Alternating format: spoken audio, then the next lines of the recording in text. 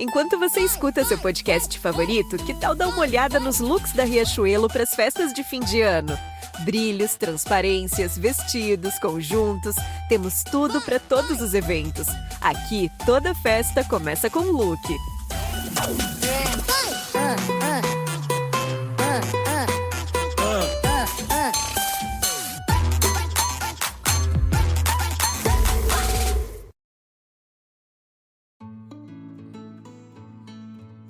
Hello, and welcome to Raising Me, where we talk about the things we're experiencing as parents and go to the experts for advice. I'm Adrienne Stein, a mom of 3 and an Emmy Award-winning journalist. Most importantly, someone who is just trying to figure it all out too.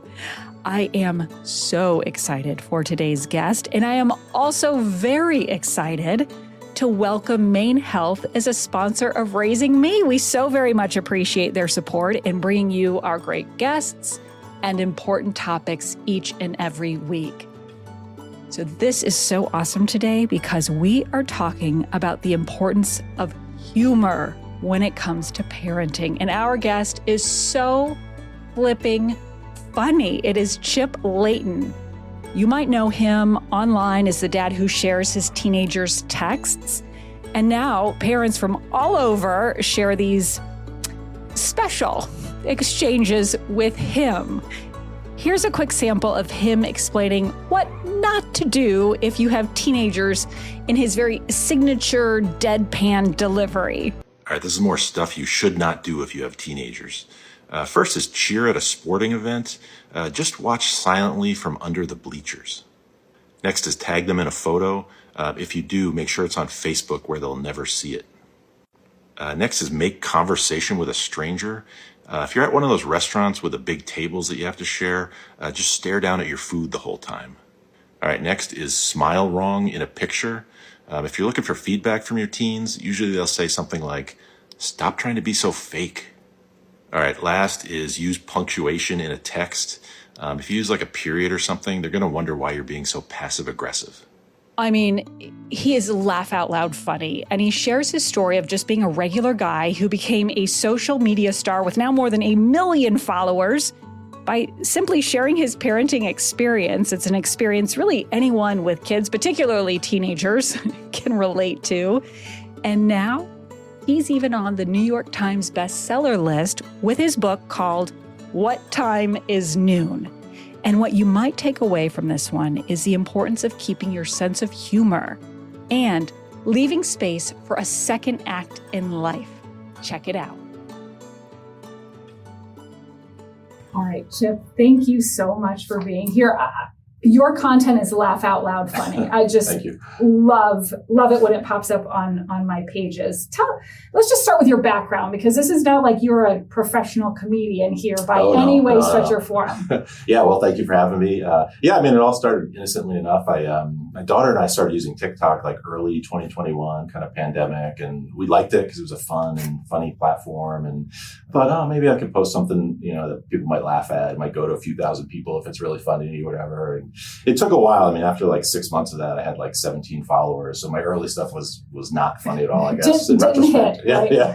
But then like 6 months in, I posted something that went viral, and it kept happening. But no, I'm just a normal dad and husband, and worked in the corporate world for over 25 years. So yeah, it's kind of crazy. I think that's, really what makes it relatable, because it's so simple, right? And when you hear so the videos just with the texts from your teenagers, where did that idea come from? But then also further, it's not just the text, it's that you have them set to like peaceful, sweet music and these beautiful scenes, many around Maine. I've recognized them, but where did that idea come from? Well, that was probably like my first teenage text message post was like the second thing that went viral. And it was my daughter's, like, I thought funny text messages, and they were like, basically like bossing me around, like, make me pancakes, do it, that kind of stuff. And I posted that as like, inspirational text from my teenage daughter, and it kind of caught on. And but then what eventually happened was like, I did enough of these that like people left, their teenagers messages in the comment section, and eventually like started direct messaging me. And now most of what I do is other people's, what other people have shared with me. It's become a whole thing. It's been like 3 years that I've been doing it actually, so which is wild. But But yeah, that's how it started. Yeah. Were you always like, and I'm going to say quote unquote funny dad, because I'm not sure your kids ever think you're the funny dad, right? But did you always just have a sense of humor? I feel like I've always had a sense of humor. I mean, I guess people who know me would say that I'm funny, but I'm a pretty quiet person. I'm an introvert. So like, I'm definitely not like the class. I wasn't the class clown or the one who's like cracking jokes in the office or anything like that. So yeah. When did you realize, boy, I think there's something to this? I mean, honestly, pretty early. So like I mentioned, after 6 months, like something went viral. Then a couple weeks later it happened again. And then a couple weeks later it happened again. And I was like, all right, there's something to this because, in part because if I felt like I was tapping into something that was very widespread, but also, just the way people consume media, I knew was changing quite a lot. And it was still pretty early in TikTok. So it wasn't like mainstream. And so like the people in my office are like, I heard you're on TikTok. Like, what are you, is that the kids dancing app? What are you doing? Are you okay? But I kind of knew like, okay, the people who were saying that like 6 months later would probably be on it, or they'd be on Instagram Reels or whatever. So so just seeing kind of how people's behavior was changing, and then seeing that I seemed to be tapping into something. I thought something would come out of this. I didn't know what exactly. What have been some of the best reactions to your videos? I mean, the teenager stuff, like the reactions I love are where people are like, hey, I had a tough day and you gave me a laugh. And so I'm like, oh, that's amazing. But with the teenager stuff, I get a lot of like, oh my gosh, I thought I was like the worst parent in the world, or I thought my kid was so weird. And it's like, I guess we're totally normal. Like everybody's like this. So, so that's good, cause it's true. Like so many things are universal, but you don't realize it until like other people share their stuff. So, that's what I do a lot of marriage material too. I get different reactions to that as well. It was so funny. Yeah. But you do have 2 kids, one in college and then a 16-year-old. Yep. So you are deep into the teenage tech. So it is, and I think that is, you hit upon it there, it's a collective experience. Yeah. It is also very humbling to be a parent. Curious what your kids think of this. Yeah, I mean, they're not that impressed, of course me. Not. Right? No. I mean, for a while, my daughter was like, I'm responsible for like 80% of your content or whatever, which I don't know if that was true. You owe me your success. Right. But then when I left my corporate job last year before I started writing my book, she started calling me the unemployed middle-aged TikToker, which, I don't dispute the facts there, but I don't like something in my bio or whatever. But she might be coming around because she's mostly been on TikTok. She just started on Instagram and she's like, oh, you have to follow me back. I need to gain. So your daughter is asking you to follow her, because I will say I've heard plenty stories where it's like, do not follow me. Yeah, no, she's like, I got to start gaining clout. So the tables have turned a little bit, I guess. Right. So true. So some of these, I want to go through some of the best of, and I have some printed out. But I think also what speaks to people in it too is that just your delivery is so deadpan and dry. You don't come off as like, hey, I'm trying to be funny here. It's just you're reading the text. So will you read some of the text? Oh, sure. Okay, I have a list. Was my job at Taco Bell government or non-government? It could have been the Mexican government. We don't know. Do I put the bear spray on before I start hiking or just if I see a bear? This is, if you're listening out there, the answer is neither. I'm staying with my friend from September 30th to 32nd, okay? This is not good. Can I use a Christmas stamp to mail something in July? I've always felt a little weird about doing that. I don't disagree. Yeah. I was buying the American flags. Mm-hmm. Chicken broth. That's not the sweat of the chicken, right? Bro, when does my social security number expire?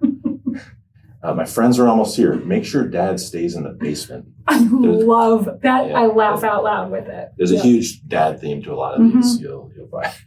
You can pick me up now. Just park where no one can see you. Basic advice. I like this one because we're coming up on the holidays. I tried a new cologne at the store that I want for Christmas. The brand is called Tester. I think everybody's going to be wearing that this year. Let's see. All my friends are there. Walk normal. Right. Well, I would hope so. Yeah, I don't know what that is. How does eating cold turkey help you quit smoking? That's a fair question, right? Is it? If I use multiple stamps, do I layer or put them side by side? I got a flat tire. What do? Call AARP? Right, of course. Right. Yeah. Now, they would probably be able to handle that call. They actually would. But I think, part of it too is like, boy, teenagers can be so blissfully unaware. Yes. What do you think it is that really has gotten you in that algorithm that people are loving? I don't know. I mean, certainly some of it is like the shareability, right? So it's like, a lot of people tell me, oh, my mom's group, we always send your stuff around, or you might have parents sending it to a teenager, like, oh, look at this, or vice versa. And so I think that sharing is it. I think I don't know, I do take pride in trying to like make sure the details are good and the music right, and there's good visuals behind it, and because it's a visual and it's a sound medium too, and people are making a split second decision whether they're going to scroll or not. And so I try to keep things moving. But I mean, the main thing is teenagers are funny, and like people have sent me some amazing stuff, and so I try to pick the best of the best. Sometimes I don't get it right, but a lot of times I do. I think so. How many texts do you think you have received from social media users out there? I've actually never thought about that question. I mean, it's definitely, my book has like, I think it's between 400 and 500 in there. Wow. So it's, I've definitely received thousands. I don't know. That's a good question. When you think about it though, like just really kind of taking a step back, thinking big picture, I also think it speaks to the importance of humor in parenting. Yeah. How have you incorporated humor into your parenting? Yeah, I mean, I think humor is like it's a big value of mine. I think like laughter helps you to get through stressful situations. It has the power to kind of diffuse a situation, whether it's with kids or in marriage as well, right? And so I think if you can like laugh at the small things, it keeps them from becoming the big things. And especially if you can laugh at yourself, right? Which is part of it. I mean, some of what I do online is like, it's not clear who the subject and the object of the joke are, right? Like the marriage stuff I do is like, I'm making fun of myself, or like, it's hard to say, on, right? Yeah. So yeah, I mean, I just, it has the power to kind of like, get through some of the tougher situations. It puts things in perspective. That is like just not taking ourselves so seriously all the time. Right. Because none of this stuff most of this stuff is not serious, right? Even like the things that are where it's like, oh, your kid doesn't know how to mail a letter or whatever. It's like, well, they'll figure that out. Like I'm not concerned about that. So I don't think parents should stress about their kids not knowing exactly how to do laundry perfectly or whatever. I mean, if you want to teach your kid that, great. But wait a minute, there was a good laundry one that I did pull. Speaking of, what was it? Oh, there are a lot of good ones. Oh my gosh, where was it? Oh, which washer hole do I put the laundry juice in? Yeah. Kids are like, they use the word juice and the word sauce a lot. They're like, okay, so first I put the clothes in, and then 2 sauces or whatever. Right. But I also like, there was a girl who said, how do I get the clothes out of the washing machine? Do I just like reach in there with my hands? The answer is yes. Yes. Yeah. The answer is yes. But you know what? Really, like, thank goodness they're asking these questions and learning now while they're still in the house versus, out in the world. Yeah. A lot of those do come from college students or folks when they get out in the world, they're still in a controlled environment. Yeah. How much do you pull from your own life experiences? Because speaking of college, you had some really good ones that caught my eye because we just recently did a college visit about like don't ask a question on a tour. It's more of like things not to do with your kid. Yeah. That's at the top of the list of what not to do when you're looking for colleges. Don't ask a question on a tour. Don't be that mom or dad who's like, what do the kids do for fun around here? It's not. That's the worst case. I was looking in some of the comments, and actually it's interesting because it does create this really collective experience among parents in the comments. And one of a mom responded to that she had recently been on a tour and they separated the kids and the parents. And I was like, ooh, that is actually a really good idea. So the kids have their own experience, and then parents can ask all the questions that is good, want. Actually. That's smart. The driving ones are really funny too, as somebody who has a relatively new driver. And I pulled some of those too. You give off bad energy when you grab the handle and scream. Right.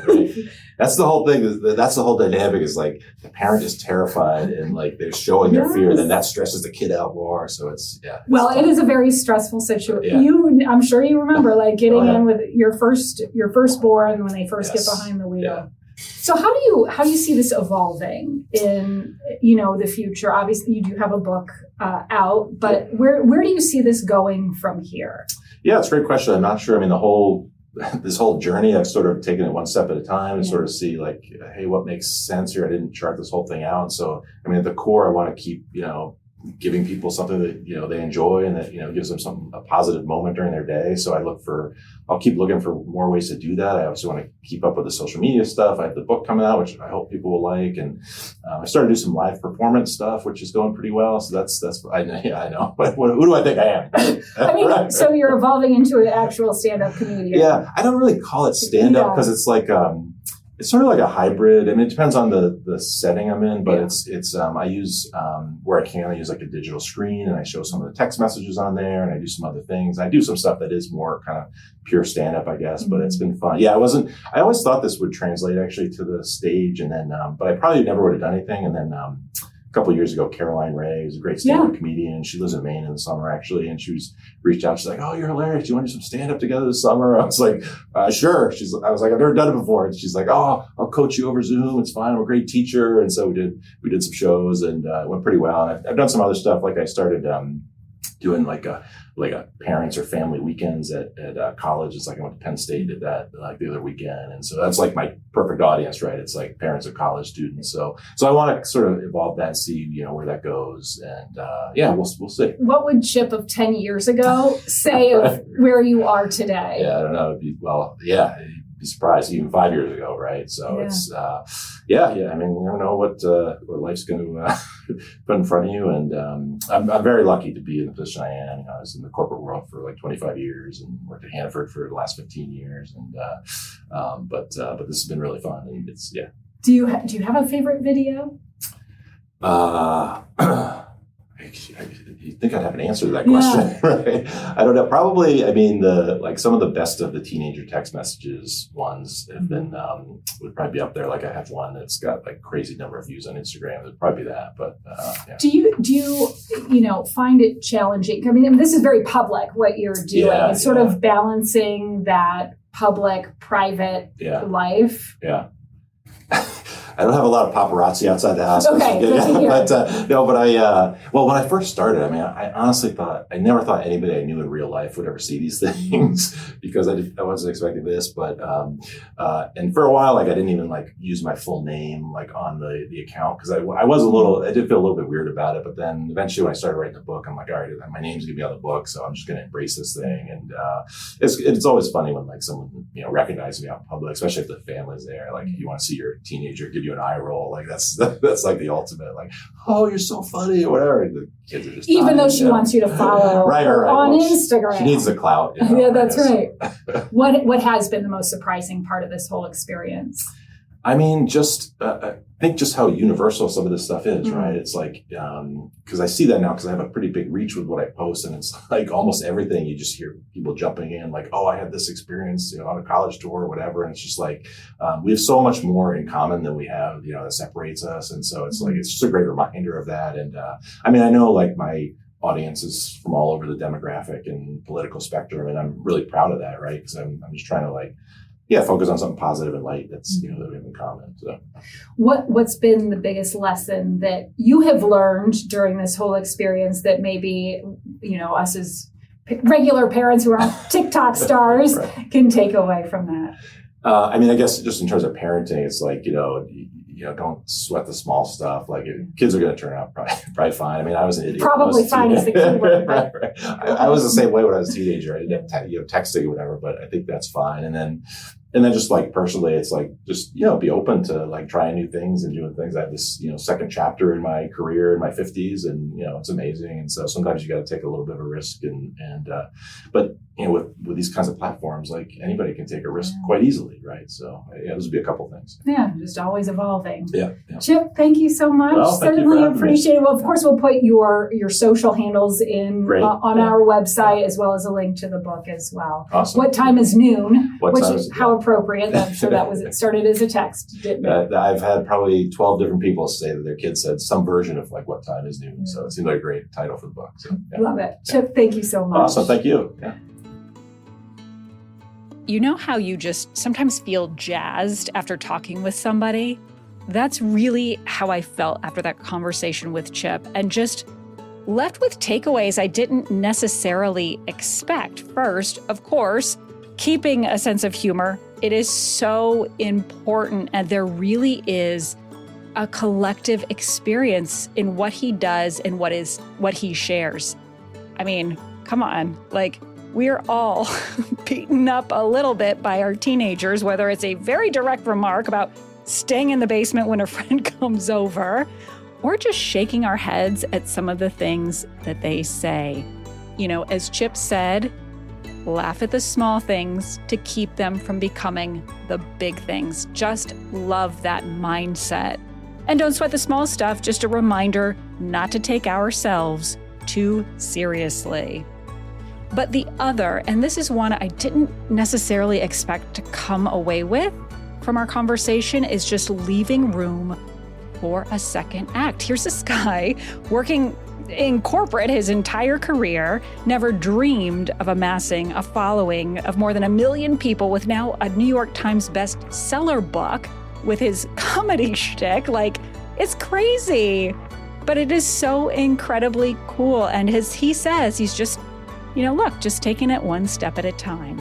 So as we head into the holidays in particular, let's try not to sweat the small stuff. Find humor in the things that feel like they're going all wrong, and again, leave space for that next chapter, whatever it might look like.